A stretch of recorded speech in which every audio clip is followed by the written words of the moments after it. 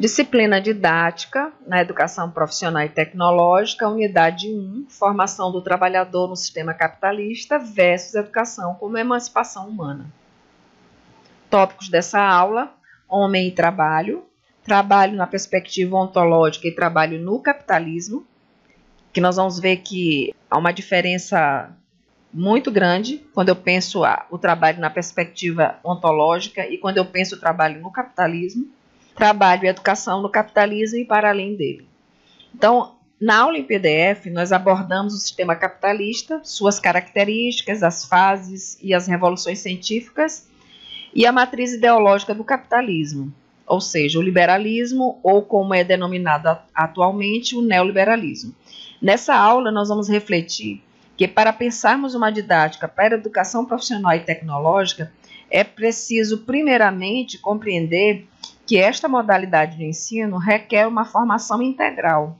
E para entender esta educação integral ou omnilateral, é imprescindível entender as relações que estão estabelecidas entre o homem, a natureza, o trabalho e a educação, em particular, numa sociedade dividida em classes como a nossa. Então, eu inicio essa aula com alguns questionamentos. Para vocês, qual a importância da reflexão sobre o sistema econômico capitalista para o entendimento da disciplina, em particular da disciplina de didática? Quem gera riqueza, capital ou trabalho? Trabalho é essência humana ou trabalho é mercadoria? Eu quero que vocês fiquem pensando nessas questões que nós vamos trabalhar durante a aula. Nós vamos o primeiro item, né? Trabalho na perspectiva ontológica e trabalho no capitalismo. Nós vamos iniciar discutindo o trabalho na perspectiva ontológica, perspectiva que nós adotamos e a perspectiva que nós acreditamos ser a mais adequada para se discutir a didática na educação profissional e tecnológica. Mas o que vem a ser ontologia? A palavra ontologia é formada do grego ontos, que significa ser, e logia, que significa estudos. Então, ontologia é o ramo da filosofia que estuda a natureza do ser, a natureza do homem, da existência e da própria realidade. Então, para o sociólogo Karl Marx, a natureza do ser, ou seja, a sua existência, ela pode ser compreendida através do trabalho. A esta característica eminentemente humana, Marx compreende que está a natureza do ser social, a natureza do ser humano. Então, nesse sentido, ele vem dizer que o trabalho é um processo de que participa o homem e a natureza, é um processo em que o humano, com a sua própria ação, ou seja, de forma intencional, impulsiona, regula e controla seu intercâmbio material com a natureza. Ou seja, é através do trabalho que o homem se relaciona com a natureza. É através do trabalho que o homem transforma a natureza para atender às suas necessidades. O trabalho humano, portanto, ele é social, ele é consciente. E é isto que nos diferencia da atividade dos outros animais, que é meramente instintiva. Os outros animais, eles vivem e eles se comportam e eles se articulam com a natureza de uma forma instintiva. E o homem não. Ele se articula com a natureza através do trabalho e de forma intencional. Então, o Marx vem dizer, pode-se distinguir os homens dos animais pela consciência, pela religião e por tudo que se queira. Ou seja, os homens são diferentes dos animais por várias questões, mas o Marx vai dizer que eles próprios começam a se distinguir dos animais logo que começam a produzir seus meios de existência. Então, nós temos vários exemplos, né? Se nós formos observar na natureza, nós temos uma aranha que tece uma teia belíssima, nós temos o João de Barro que constrói a sua casa, nós temos os animais que constroem seus ninhos, mas esta ação do animal sobre a natureza é meramente instintiva. O homem é o único que vai pegar um produto da natureza e vai transformar em algo que ele possa resolver um problema eminente. Então, o homem é o único que, através do trabalho, é a única coisa que o diferencia realmente dos outros animais, porque é algo intencional. Então, o trabalho constitui o ser humano e é através dele que se materializa a mediação entre homem e natureza. E dessa interação decorre o processo de formação humana. Ou seja, o homem é o único ser capaz de realizar trabalho e, ao realizá-lo, modifica o meio ambiente que vive a si mesmo. Então, diferentemente dos animais que se adaptam à natureza, os homens adaptam a natureza às suas necessidades. Uma das grandes contribuições, portanto, do pensamento de Marx é justamente trazer a reflexão de que o que diferencia o homem dos outros animais é o trabalho, é a sua racionalidade e a capacidade de agir conscientemente sobre a natureza. Então, ainda com uma citação de Marx, ele vem dizer que é o trabalho, por isso, uma condição de existência do homem, independente de todas as formas de sociedade, é uma eterna necessidade natural de mediação do metabolismo entre o homem e a natureza e, portanto, da vida humana. Então, ele está querendo dizer que o trabalho é uma eterna necessidade natural do homem para se articular com a natureza. Então, é importante ressaltar, que, nesta afirmação de Marx, que, essencialmente, o trabalho é parte integrante do homem em qualquer sociedade. Os sistemas econômicos, eles podem mudar ou se transformar, mas essencialmente o trabalho ele é constituinte do homem. Daí sua importância social, educativa, formativa e revolucionária. Então o trabalho tem um sentido ontológico de atividade criativa e fundamental da vida humana e tem formas históricas socialmente produzidas. Então, o que eu quero dizer com formas históricas socialmente produzidas? Refiro-me ao fato de que a forma trabalho, ela sofre influência direta do modelo econômico da sociedade, das suas relações de produção. Eu quero dizer, portanto, que dependendo do sistema econômico, capitalista, socialista ou comunista, o trabalho se constitui de uma forma. No nosso caso, no sistema capitalista, o trabalho ele se constitui em um instrumento de alienação e de exploração do homem sobre o outro homem. Mas se eu estou trabalhando essa perspectiva do trabalho numa perspectiva ontológica, como é que isso se diferencia quando eu trato o trabalho no capitalismo? Antes de passar para outro item, eu queria que vocês dessem uma observada nessa charge aqui, que eu achei muito interessante. Então, nós tratamos até agora o trabalho na perspectiva ontológica. Mas como é que se dá esse trabalho no capitalismo? Por que existe uma cisão entre trabalho e homem dentro do capitalismo? Então, na sociedade do capital, o trabalho passa a ter um valor unicamente mercadológico. Ou seja, o nosso trabalho humano ele se transforma numa mercadoria. Uma mercadoria de produção da riqueza social, eliminando sua autonomia e sua possibilidade de autoconstrução e autocriação. Então, Marx vem dizer, no capitalismo, a atividade do homem produz maravilhas para a classe dominante e privação para a classe trabalhadora. Então, na sociedade de classes, o trabalho tem outro caráter, não mais de existência humana, e passa a ter um caráter de mercado, de uma mercadoria a ser comprada e vendida. O trabalhador vende sua força de trabalho em troca de salário. Nesta relação de expropriação da condição humana, o homem se aliena, é explorado e ele é coisificado. O homem se transforma numa coisa. Então, a venda da força de trabalho nos impossibilita de ter autonomia sobre a nossa vida produtiva. Eu gostaria que vocês analisassem do ponto de vista coletivo do trabalho, ou seja, não individualizem essas reflexões. Não vamos pensar assim, mas eu trabalho e eu tenho autonomia. Vamos pensar do ponto de vista coletivo do trabalho. Pense somente numa classe que compra o trabalho e a outra que vende a força de trabalho. Nesta relação de compra e venda, existe autonomia? Nesta relação, existe autocriação? Os autores que criticam a sociedade capitalista vão dizer que não. Então, ainda na perspectiva do trabalho dentro do capitalismo, nós temos o que os autores que fazem a crítica do capitalismo vão dizer que o capitalismo, ele aliena o trabalhador. Ele aliena o indivíduo. Então, eu tenho uma charge aqui, né?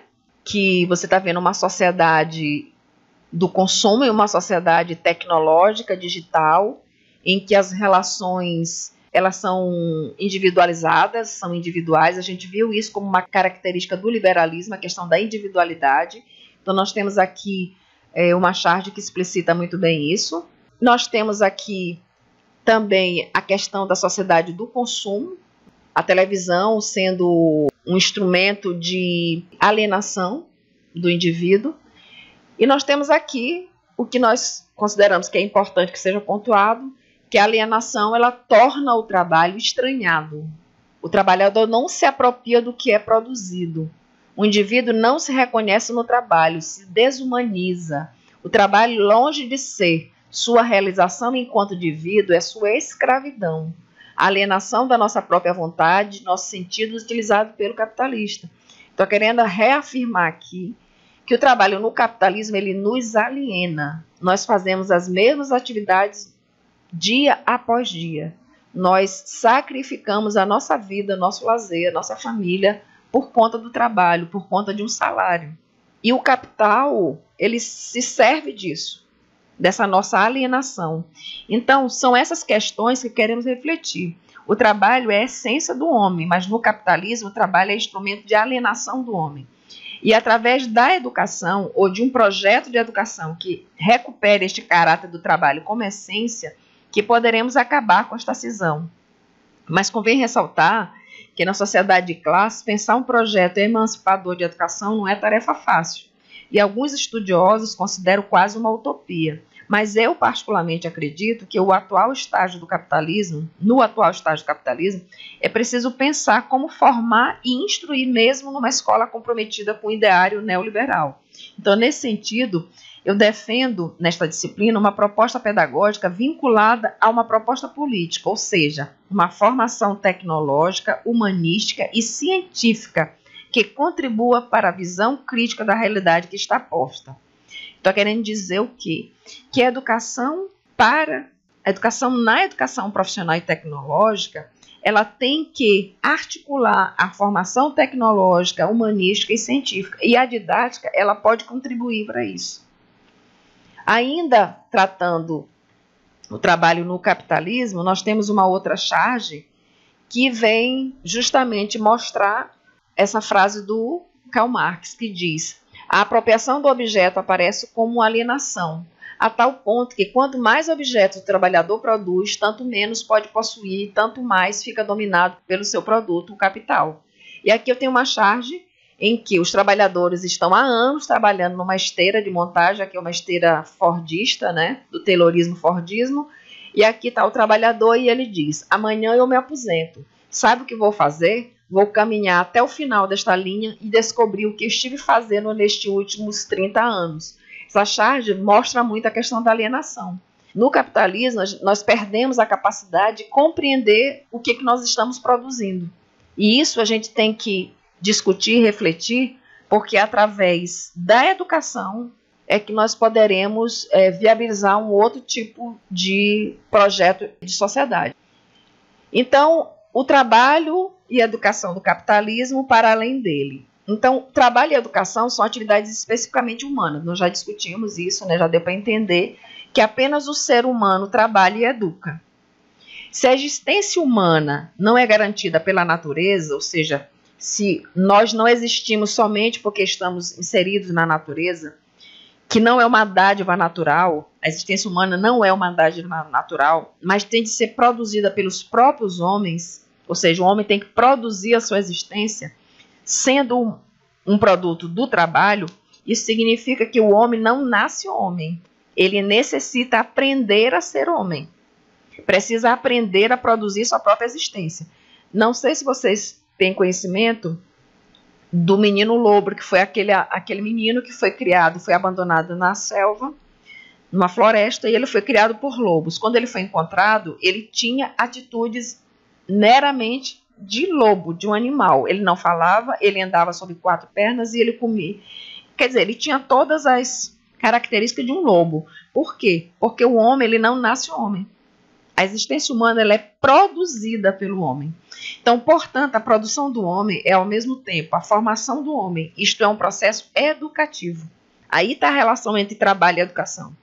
O homem, ele se forma homem através do trabalho e do processo educativo. A origem da educação coincide, então, com a origem do homem mesmo.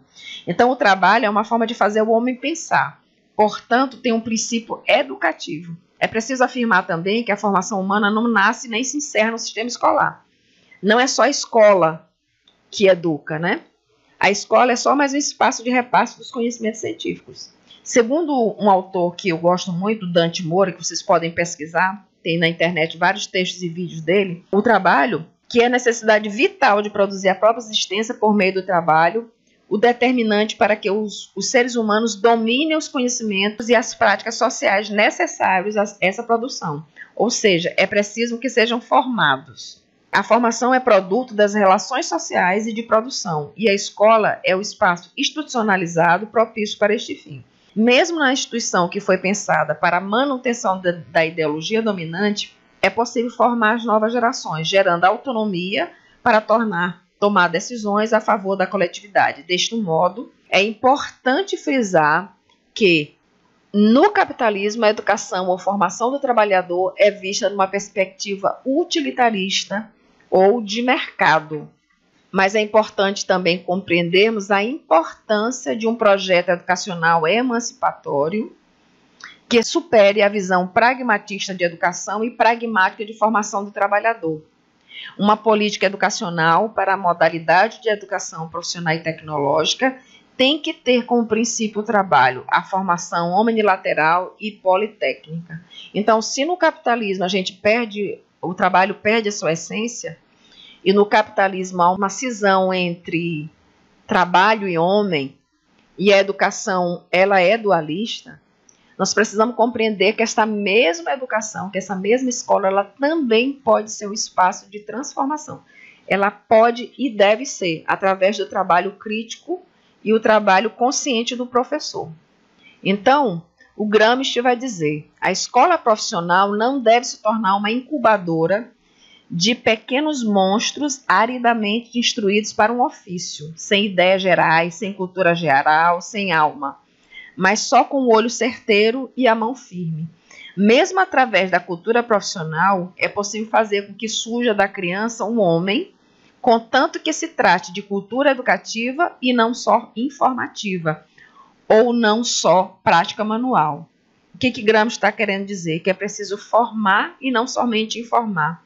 Nós não precisamos de uma escola profissional que ensine apenas técnicas. Nós precisamos de uma escola politécnica. Então, essa escola politécnica constitui-se na perspectiva de superar o divórcio entre o livro e a vida prática, entre o Homo faber e o Homo sapiens.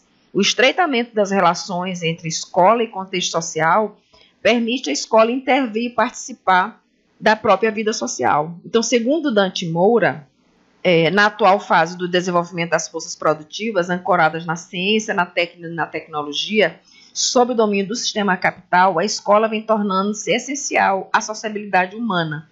Então, nesse sentido, eu estou retomando o último slide da aula em PDF, que é preciso compreender a formação humana como uma formação integral, ou seja, uma união entre trabalho, ensino, politecnia e omnilateralidade.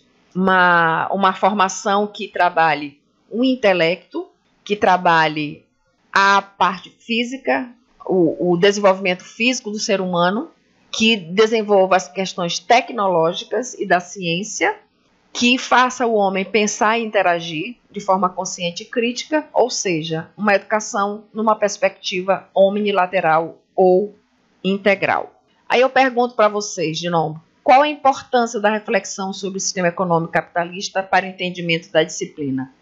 Diante de tudo que refletimos, podemos afirmar que para entender a didática para a educação profissional e tecnológica, é preciso colocá-la no âmbito da sociedade de classe que vivemos, compreendendo que esta divisão de classes gera a divisão social do trabalho e formas distintas de educação escolar. Quem gera riqueza é capital ou trabalho? Quem gera riqueza é o trabalho humano. Trabalho é essência humana ou trabalho é mercadoria? Trabalho é essência humana, mas no capitalismo ela torna-se mercadoria. Então, a nossa aula de hoje são essas reflexões e elas vão ser retomadas durante toda a disciplina. Aqui as referências. Desejo um bom trabalho a todos.